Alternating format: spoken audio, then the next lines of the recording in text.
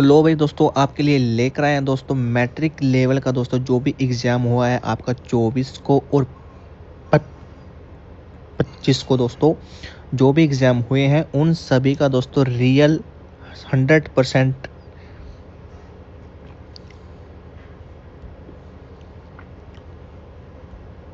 तो लो भाई दोस्तों, आपके लिए लेकर आ गया दोस्तों 100% रियल क्वेश्चंस जो भी आपके 24 जुलाई और 25 जुलाई को दोस्तों जो भी क्वेश्चन पूछे गए हैं जीके जीएस के दोस्तों मैट्रिक लेवल के, उन सभी का एनालिसिस जो है हम यहाँ पर करने वाले हैं। ठीक है, तो चलिए दोस्तों आज की वीडियो को हम स्टार्ट करते हैं। 100% जो है रियल क्वेश्चन आपके रहेंगे। पहला क्वेश्चन था कि आगरा शहर की स्थापना जो किसने की थी। तो आगरा शहर की जो स्थापना है वो सिकंदर लोदी के द्वारा की गई थी। सिकंदर लोदी का जो टाइम पीरियड है वो ये है, आप देख सकते हैं। उसके बाद है कि आधुनिक आगरा की स्थापना जो है 16वीं शताब्दी में सिकंदर लोदी ने की थी। उसने जो है वो 1506 में राजधानी को जो दिल्ली से आगरा जो स्थानांतरित कर दिया था। नेक्स्ट क्वेश्चन है आपका कि संतोष ट्रॉफी, ठीक है, संतोष ट्रॉफी 2023 जो है वो कहाँ पर हुई थी। तो ये सऊदी अरब के रियाद में जो किंग फहद स्टेडियम में हुई थी। संतोष ट्रॉफी 2022-23 का जो फाइनल है वो सऊदी अरब के रियाद में किंग फहद स्टेडियम में आयोजित किया गया था। और यह पहली बार था जब संतोष ट्रॉफी का फाइनल भारत के जो है बाहर खेला गया था। 2023 का जो विजेता है वो था कर्नाटक और जो उप विजेता वो है मेघालय। 2023-24 का जो विजेता वो है सर्विसेस और जो उप विजेता है वो है गोवा। 2024 और 25 का जो विजेता है वो पश्चिम बंगाल और जो उप विजेता है वो है केरल। ठीक है जी। नेक्स्ट क्वेश्चन है दोस्तों आपका कि 2011 की जनगणना में अधिकतम जनसंख्या वाला शहर कौन सा है। तो है आपका मुंबई। 2011 की जनगणना के अनुसार मुंबई भारत का सबसे अधिक जनसंख्या वाला जो शहर है। 2011 की जनगणना के अनुसार मुंबई की जो जनसंख्या है वो इतनी थी और इसे जो है वो भारत का सबसे अधिक आबादी वाला जो शहर बनाती है। नेक्स्ट जनसंख्या है, नेक्स्ट क्वेश्चन है दोस्तों आपका कि जनवरी 2023 में किस शहर में उत्तर भारत की सबसे बड़ी फ्लोटिंग सौर ऊर्जा परियोजना का जो उद्घाटन किया गया था। तो ये आपका चंडीगढ़ में। ठीक है जी। नेक्स्ट क्वेश्चन आपका कि ट्रेन टू पाकिस्तान पुस्तक जो किसने लिखी है। तो ये आपकी जो खुशवंत सिंह ने लिखी है। खुशवंत सिंह ने जो है वो train to Pakistan, I shall never hear a nightingale, the portrait of a lady, एकत्रित कहानियाँ, दिल्ली एक उपन्यास, ये जो इनकी किताबें हैं। आगे है नयनतारा सहगल की, यह है रिच लाइक एस, जेल और chocolate cake, the day in shadow, ये जो है वो नयनतारा सहगल की पुस्तकें हैं। नेक्स्ट है कि चावल बोर्ड जिसे भारतीय चावल अनुसंधान संस्थान भी कहा जाता है कहाँ पर स्थित है। तो ये जो आपका हैदराबाद तेलंगाना में स्थित है। चावल बोर्ड जिसे भारतीय चावल अनुसंधान भी कहा जाता है, ये हैदराबाद तेलंगाना में स्थित है। यह संस्थान भारतीय कृषि अनुसंधान परिषद के अधीन है। नेक्स्ट है आपका कि लोकसभा और राज्यसभा के संयुक्त बैठक की अध्यक्षता कौन करता है। तो वो लोकसभा अध्यक्ष जो वो करता है। लोकसभा अध्यक्ष लोकसभा और राज्यसभा की संयुक्त बैठक की अध्यक्षता करता है। लोकसभा के उपाध्यक्ष जो उनकी अनुपस्थिति में जो अध्यक्षता करता है। यदि दोनों ही अनुपस्थित हों तो राज्यसभा के उपसभापति जो इसकी अध्यक्षता करते हैं। नेक्स्ट है कि कौन सा अनुच्छेद है जो समानता के अधिकार को दर्शाता है। तो अनुच्छेद 14 से लेकर 18 तक जो है समानता के अधिकार दिए गए हैं। भारतीय संविधान में समानता के अधिकार को अनुच्छेद 14 से 18 में शामिल किया गया है। अनुच्छेद 14 जिसमें विधि के समक्ष समानता और विधियों का समान संरक्षण जो है प्रदान करता है, जिसका अर्थ है कि कानून सभी के लिए समान रूप से और सभी को जो है समान रूप से लागू होता है। नेक्स्ट है कि अनुच्छेद 15 जो कि धर्म, जाति, लिंग, जन्मस्थान तथा इनमें से किसी भी आधार पर जो है भेदभाव पर प्रतिबंध लगाता है। नेक्स्ट है कि मथुरा कला में मूर्तियाँ किसकी बनी थी। तो ये जो है बलुआ पत्थर से बनी थी। मथुरा कला में मूर्तियाँ जो लाल बलुआ पत्थर से बनी होती थी। यह पत्थर जब मथुरा क्षेत्र में आसानी से उपलब्ध था और मूर्ति कला के लिए एक लोकप्रिय सामग्री थी। मथुरा कला जो कि कुषाण काल में फली फूली, जिसमें बौद्ध, जैन और हिंदू देवी देवताओं की जो मूर्तियां बनाई गई। आगे की मथुरा कला का उद्भव किस राजा के शासनकाल में हुआ, या फिर भारत में मथुरा कला शैली का जो आविर्भाव किसके द्वारा किया गया था, तो इसका राइट आंसर है कुषाण वंश के द्वारा। तो मथुरा कला विद्यालय को जो कुषाणों द्वारा भारत में जो पेश किया गया था, मथुरा कला विद्यालय क्या है कि मथुरा कला विद्यालय जो पहली शताब्दी ईस्वी के दौरान कुषाण सम्राट कनिष्क के शासनकाल में विकसित हुई थी। यह अपने आत्मसात चरित्र के लिए प्रसिद्ध है। 4 जैन जिनों की सर्वोत्तम भद्रिका छवि मथुरा शैली में विशेषता है। बौद्ध, यक्ष, यक्षिणी, शैव और वैष्णव देवताओं की छवियां और मूर्तियां जो बहुतायत जो है बनाई गई हैं। नेक्स्ट है कि आर के नारायण ने जो इनमें से एक काल्पनिक गांव की जो रचना की है, तो जो उसकी पुस्तक कौन सी है, तो वह है मालगुडी।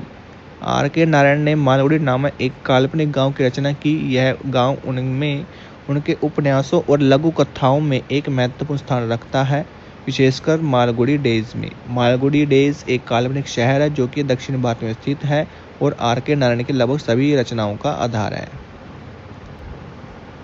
नेक्स्ट है कि चाबहार बंदरगाह से किस राज्य के व्यापार में लाभ होता है, तो है आपका गुजरात में। तो चाबहार बंदरगाह से मुख्य रूप से जो गुजरात राज्य के व्यापार को लाभ होता है। यह बंदरगाह भारत को ईरान, अफगानिस्तान, मध्य एशिया और यूरोप के साथ व्यापार करने में मदद करती है। नेक्स्ट है कि कोशिका में प्रतिलेखन का मतलब क्या होता है, तो प्रतिलेखन वह प्रक्रिया जिसके द्वारा एक कोशिका जो डीएनए के एक टुकड़े की आरएनए प्रतिलिपि जो बनाती है। प्रतिलेखन वह प्रक्रिया है जिसके द्वारा डीएनए की प्रतिलिपि जो है mRNA में की जाती है, जो प्रोटीन संश्लेषण के लिए आवश्यक जानकारी का वहन करता है। प्रतिलेखन 2 व्यापक जैव भागों में होता है। सबसे पहले आरएनए पॉलीमरेज एंजाइमों की सहायता से प्री मैसेंजर का जो निर्माण होता है। नेक्स्ट क्वेश्चन है कि स्वच्छ भारत मिशन का उद्देश्य क्या है, तो भारत को स्वच्छ और स्वस्थ बनाना। इसका लक्ष्य खुले में शौच की प्रथा को समाप्त करना, ठोस और तरल अपशिष्ट प्रबंधन में सुधार करना और स्वच्छता के प्रति जागरूकता बढ़ाना स्वच्छ भारत मिशन का उद्देश्य है। नेक्स्ट है दोस्तों आपके जो करंट अफेयर्स है दोस्तों, 3 से 4 जो क्वेश्चन जो है पूछे गए थे 24 जुलाई की फर्स्ट शिफ्ट में। नेक्स्ट था कि कौन सा जो ग्रह है वो लाल रंग का होता है, तो वह आपका मंगल ग्रह है। तो मंगल ग्रह लाल रंग का होता है, इसे लाल ग्रह भी कहते हैं। मंगल ग्रह का लाल रंग जो है इसकी सतह पर मौजूद लौह समृद्ध खनिजों के ऑक्सीकरण यानी कि जंग लगने के कारण होता है। नेक्स्ट है कि ब्रिक्स का पूर्ण रूप क्या है, यानी कि ब्रिक्स का जो पूर्ण रूप यानी कि उसकी परिभाषा या फिर उसका जो यानी कि इन वर्ड से क्या क्या बना है। बी से बना है ब्राजील, आर से बना है रसिया, आई से बना है इंडिया, सी से बना है आपका चाइना और एस से बना है साउथ अफ्रीका। ब्रिक्स का जो पूर्ण रूप है वो है ब्राजील, रूस, भारत, चीन और दक्षिण अफ्रीका। प्रारंभ में 2009 में इसमें केवल 4 देश थे। दक्षिण अफ्रीका जो कि 2010 में जो शामिल हुआ है। यह दुनिया की 5वीं उभरती हुई अर्थव्यवस्थाओं से जुड़ा हुआ है जो क्षेत्रीय मामलों पर महत्वपूर्ण प्रभाव डालते हैं। नेक्स्ट क्वेश्चन है आपका यहाँ पर कि आयुष्मान योजना, ठीक है जी, आयुष्मान योजना क्या है। तो आयुष्मान जो योजना है जो इसका उद्देश्य है वह प्रति वर्ष 5 लाख तक की जो वार्षिक सहायता प्रदान करके इस क्षेत्र की मदद करना होता है। आयुष्मान भारत जो कि प्रधानमंत्री जन आरोग्य योजना भारत सरकार की एक प्रमुख योजना है जो 10 करोड़ से अधिक गरीब और कमजोर लाभार्थी परिवारों को जो है वो कवरेज प्रदान करने वाले सूचीबद्ध सार्वजनिक उनको जो सहायता प्रदान करती है। नेक्स्ट क्वेश्चन है दोस्तों आपका जो यहाँ से जो आपकी 25 जुलाई की फर्स्ट शिफ्ट जो शुरू हो जाती है, ठीक है दोस्तों, 25 जुलाई की फर्स्ट शिफ्ट यहाँ से स्टार्ट होती है, जिसमें है पहला क्वेश्चन है कि लोकसभा को भंग कौन कर सकता है। तो उसको भंग करने का जो अधिकारी है वो आपके राष्ट्रपति को है, ठीक है दोस्तों, यानी कि लोकसभा को भंग करने की जो शक्ति है वो राष्ट्रपति के पास है। भारत के संविधान के अनुच्छेद 85(2)(b) के अनुसार भारत के राष्ट्रपति के पास लोकसभा को भंग करने की जो अंतिम शक्ति है। लोकसभा का कार्यकाल 5 वर्ष का होता है, लेकिन यदि संबंधित प्राधिकारी चाहे तो इसे पहले भी भंग कर सकता है। लोकसभा को 2 तरीके से भंग किया जा सकता है। जब बहुमत नेता जो कि लोकसभा को भंग कर देता है, जब सबसे बड़े दल का नेता लोकसभा में बहुमत हासिल नहीं करता तो जो है लोकसभा भंग हो जाती है। नेक्स्ट क्वेश्चन था आपका कि इनमें से कौन सा शास्त्रीय वाद्य यंत्र नहीं है।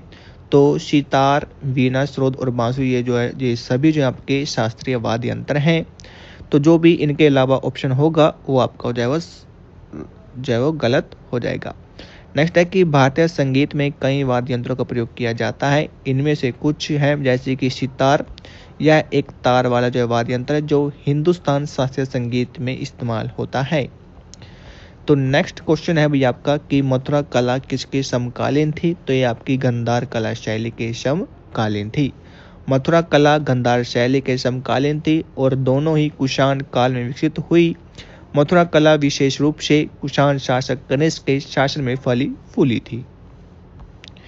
तो नेक्स्ट ठीक है जी। और गांधार कला जो कि यानी कि जो गांधार कला है जो कि वर्तमान पाकिस्तान और अफगानिस्तान के क्षेत्र में विकसित हुई, में यूनानी और रोमन कला का जो प्रभाव था। आगे मथुरा कला जो कि मथुरा शहर में विकसित हुई थी और भारतीय कलात्मक परंपराओं पर आधारित थी और इसमें बौद्ध, यक्ष, यक्षिणी और अन्य सभी देवी देवताओं की मूर्तियां भी शामिल थी। नेक्स्ट क्वेश्चन है कि मथुरा कला की स्थापना किसने की थी। तो वो कुषाणी शासकों के द्वारा की गई थी। यानी कि दोस्तों मथुरा कला से जो है कि 24 जुलाई की फर्स्ट शिफ्ट में क्वेश्चन पूछे गए हैं और 25 जुलाई की भी की फर्स्ट शिफ्ट में यहाँ से जो क्वेश्चन पूछे गए हैं। ठीक है जी। नेक्स्ट क्वेश्चन है कि आयुष्मान भारत योजना जो किससे संबंधित है। ये आपके स्वास्थ्य क्षेत्र से संबंधित है। ये आपका 24 जुलाई की फर्स्ट शिफ्ट में भी क्वेश्चन यहाँ से पूछा गया था। तो आयुष्मान जो भारत योजना है ये स्वास्थ्य क्षेत्र से संबंधित है। यह योजना भारत सरकार द्वारा शुरू की गई थी। एक स्वास्थ्य बीमा योजना है जिसका उद्देश्य है गरीब और कमजोर वर्ग के लोगों को निःशुल्क इलाज सुविधा प्रदान करना। नेक्स्ट है कि संविधान के किस अनुच्छेद में अल्पसंख्यकों के हितों का संरक्षण जो प्रदान किया गया है। तो इसका राइट आंसर जाएगा अनुच्छेद 29। अनुच्छेद 29 जो कि अल्पसंख्यकों के हितों का संरक्षण है। भारत के क्षेत्र या उसके किसी भाग में रहने वाले नागरिकों को किसी भी वर्ग की अपनी एक विशिष्ट भाषा, लिपि, संस्कृति है, नागरिकों को उसे सुरक्षित करने का जो है अधिकार होगा। नेक्स्ट क्वेश्चन है कि पीएम किसान सम्मान निधि में कितनी राशि मिलती है। तो हर साल 3 किस्तों में जो कुल 6,000 रुपये जो मिलते हैं। पीएम किसान सम्मान निधि योजना के तहत किसानों को हर साल 6,000 की आर्थिक सहायता दी जाती है जो 3 बराबर किस्तों में यानी कि 2-2 हज़ार के रूप में जो उनके बैंक खाते में सीधे जो ट्रांसफर किए जाते हैं। नेक्स्ट है कि भारत की खोज पुस्तक जो किसके द्वारा लिखी गई थी। तो ये आपके पंडित जवाहरलाल नेहरू के द्वारा लिखी गई थी। तो भारत की खोज पुस्तक जो है जवाहरलाल नेहरू के द्वारा लिखी गई। यह पुस्तक 1944 में लिखी गई थी जब जो नेहरू है वो जो है अहमदनगर की जेल में कैद थे। इस पुस्तिका में नेहरू ने भारत के इतिहास, संस्कृति, दर्शन को सिंधु सभ्यता से लेकर स्वतंत्रता प्राप्ति तक का जो वर्णन किया है। नेक्स्ट क्वेश्चन था द गाइड पुस्तक के लेखक जो कौन है। तो है R.K. नारायण। और दोस्तों मैंने सुबह ही जो है पुस्तकों से रिलेटेड जो एक वीडियो है वो यूट्यूब पर अपलोड की हुई है, वहाँ से आप जाकर देख सकते हैं। ये क्वेश्चन भी जो है वहीं से ही रिपीट हुआ है, आप जाकर वहाँ से वीडियोस देख सकते हैं जिसमें सभी इंपॉर्टेंट बुक जो है कवर की गई हैं और आपके एग्जाम में वहाँ से क्वेश्चन जो पूछे जा रहे हैं। तो नेक्स्ट क्वेश्चन है दोस्तों आपका यहाँ पर कि हिमालय क्षेत्र में किस प्रकार के वन पाए जाते हैं। तो इसमें उष्णकटिबंधीय वर्षा वन और पर्णपाती वन पाए जाते हैं। हिमालय क्षेत्र में विभिन्न प्रकार के वन पाए जाते हैं जो ऊंचाई और जलवायु के अनुसार बदलते रहते हैं। मुख्य रूप से यहाँ उष्णकटिबंधीय, शीतोष्ण और अल्पाइन वन पाए जाते हैं। उष्णकटिबंधीय वर्षा वन और पर्णपाती वन हिमालय की तलहटी में पाए जाते हैं, जबकि ऊंचाई बढ़ने के साथ साथ शीतोष्ण वन और फिर अल्पाइन वन दिखाई देते हैं। नेक्स्ट है कि एशियाई खेलों का आयोजन कितने वर्ष में एक बार होता है। तो ये हर साल 4 सालों में जो एक बार किया जाता है। एशियाई खेलों का जो आयोजन है हर 4 साल में एक बार होता है। एशियाई खेल, जिसमें एशियाड के नाम से भी जाना जाता है, एक महाद्वीपीय बहु खेल आयोजन है जिसमें एशिया के विभिन्न देशों के एथलीट जो भाग लेते हैं। यह आयोजन एशियाई ओलंपिक परिषद द्वारा आयोजित किया जाता है और प्रत्येक 4 साल में एक बार आयोजित होता है। नेक्स्ट क्वेश्चन है भाई आपका यहाँ पर कि खेलो इंडिया यूथ गेम 2022 कहाँ पर आयोजित किया गया था? तो ये आपका भोपाल मध्य प्रदेश में किया गया था। भारतीय खेल प्राधिकरण 31 जनवरी 2023 से 11 फरवरी 2023 तक जो है भोपाल मध्य प्रदेश में खेलो इंडिया यूथ गेम 2022 का आयोजन किया गया। निशानेबाजी 1 फरवरी 2023 से 6 फरवरी 2023 तक आयोजित की गई थी। खेलो इंडिया यूथ गेम 2022 का आयोजन मध्य प्रदेश के 8 शहरों नई दिल्ली में जो किया गया था। स्पेशली यह गेम जो 30 जनवरी से 11 फरवरी 2023 तक जो आयोजित हुए थे। नेक्स्ट क्वेश्चन है कि 2011 के अनुसार सबसे अधिक जनसंख्या वाला राज्य कौन सा है? तो यह आपका उत्तर प्रदेश। भारत की 2011 जनगणना के अनुसार भारत की जनसंख्या है लगभग 121 करोड़ है। आंकड़ों के अनुसार उत्तर प्रदेश भारत का सबसे अधिक आबादी वाला राज्य है, जबकि सिक्किम कम आबादी वाला राज्य है। इसको आप याद कर सकते हैं, ये आपसे जो है वो नेक्स्ट शिफ्ट में जो पूछा जा सकता है। और नेक्स्ट क्वेश्चन आपका कि ब्रिक्स यानी कि निम्नलिखित में से ब्रिक्स से संबंधित कौन सा कथन सत्य है? तो ब्रिक्स एक अंतर्राष्ट्रीय संगठन है जो 5 उभरती हुई अर्थव्यवस्था ब्राजील, रूस, इंडिया, चीन और साउथ अफ्रीका का समूह है। ब्रिक्स वैश्विक आर्थिक सहयोग एवं विकास से संबंधित जो है संगठन है। इसका पूरा नाम है ब्राजील, रशिया, इंडिया, चाइना और साउथ अफ्रीका। इसकी स्थापना 2009 में और 10 में साउथ अफ्रीका को इसमें शामिल किया गया था। नेक्स्ट क्वेश्चन है कि IMSC में जो कौन सा देश शामिल है? तो इसमें है अमेरिका, यूनाइटेड किंगडम, सऊदी अरब, बहरीन, संयुक्त अरब अमीरात, ठीक है जी, संयुक्त अरब अमीरात, ऑस्ट्रेलिया, संयुक्त अरब अमीरात हो गया, ऑस्ट्रेलिया इसमें शामिल है। और जो अन्य देश हैं वो इसमें अल्बानिया, तालविया, लिथुआनिया और एस्तोनिया, ठीक है जी। IMSC का जो मुख्यालय है वो बहरीन की राजधानी मनामा में स्थित है, जो कि अमेरिकी नौसेना के 5वें बेड़े का भी बेस है। नेक्स्ट क्वेश्चन आपका, और जो इसकी स्थापना दोस्तों IMSC की 2019 में हुई थी। इसका उद्देश्य था मध्य पूर्व में समुद्री सुरक्षा। प्रमुख जल डमरू जो है हार्मुज जल डमरू है। नेतृत्व अमेरिका करता है। मुख्यालय मनामा, बहरीन, ठीक है जी। नेक्स्ट क्वेश्चन आपका कि जैविक खाद्य की क्रिया को क्या कहते हैं? उसको बोलते हैं अपघटन। तो जैव खाद्य की क्रिया को अपघटन कहते हैं। अपघटन एक ऐसी प्रक्रिया है जिसमें मृत कार्बनिक पदार्थों को सूक्ष्म जीवों द्वारा छोटे छोटे घटकों में तोड़ा जाता है और यह प्रक्रिया खाद्य बनाने में महत्वपूर्ण भूमिका निभाती है। नेक्स्ट क्वेश्चन आपका कि किस तरह की जनसंख्या सबसे ज़्यादा प्रदूषण सहन करती है? तो गरीब और विकासशील देशों की आबादी को जो है सबसे ज़्यादा प्रदूषण सहन करना पड़ता है। बुजुर्ग हो गए, छोटे बच्चे हो गए, गर्भवती महिलाएं और निम्न आय के वर्ग जो कि प्रदूषण से सबसे अधिक प्रभावित होते हैं। नेक्स्ट क्वेश्चन था कि जब किसी वस्तु को ठोस से लिक्विड में बदला जाता है तो किस प्रकार का परिवर्तन होता है? तो ये भौतिक परिवर्तन होता है। यानी कि जब कोई ठोस पदार्थ पिघलकर द्रव में बदलता है तो यह प्रक्रिया होती है जिसे गलन कहते हैं। इस परिवर्तन में केवल अवस्थाएं बदलती हैं, रासायनिक गुण नहीं बदलते। तो नेक्स्ट क्वेश्चन है आपका कि वन अधिनियम यानी कि फॉरेस्ट एक्ट से संबंधित कौन सा कथन सही है? ठीक है जी। तो वन अधिनियम का उद्देश्य वनों का संरक्षण करना, अधिकृत कटाई पर रोक लगाना था। वन अधिनियम 1927 भारत सरकार द्वारा लागू किया गया था। वन अधिनियम के अंतर्गत आरक्षित वन, संरक्षित वन और ग्राम वन की श्रेणियां जो है इसमें आती हैं। नेक्स्ट क्वेश्चन था कि वस्तु के नियम से आप क्या समझते हो? तो वस्तु का नियम यह एक वैज्ञानिक नियम है जो किसी वस्तु के द्रव्यमान, आकार, घनत्व, ताप, दाब, बल, गति और परिस्थिति जैसी गुणों को नियंत्रित करते हैं। वस्तु के नियम प्राकृतिक तत्वों और शक्तियों के अनुसार जो घर बनाने या चीजों को व्यवस्थित करने के विज्ञान को संदर्भित करते हैं, जिसका उद्देश्य सुख, शांति और समृद्धि को बढ़ावा देना है।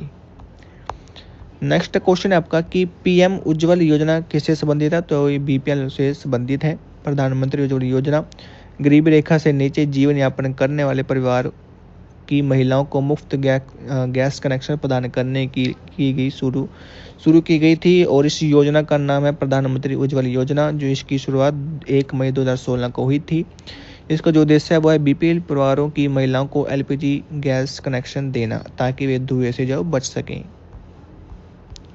नेक्स्ट क्वेश्चन था, अगर रास्ते में कोई दुर्घटना होती है तो आप क्या करेंगे? तो आप क्या करेंगे, सबसे पहले आप यह सुनिश्चित करेंगे कि पीड़ित व्यक्ति जो सुरक्षित है उसको तुरंत एम्बुलेंस और पुलिस को कॉल करूंगा और यदि संभव हो तो प्राथमिक उपचार दूंगा। यदि रास्ते में दुर्घटना होने पर सबसे पहले आप अपनी सुरक्षा सुनिश्चित करेंगे, फिर घायलों की मदद करेंगे और अंत में पुलिस को सूचित करेंगे।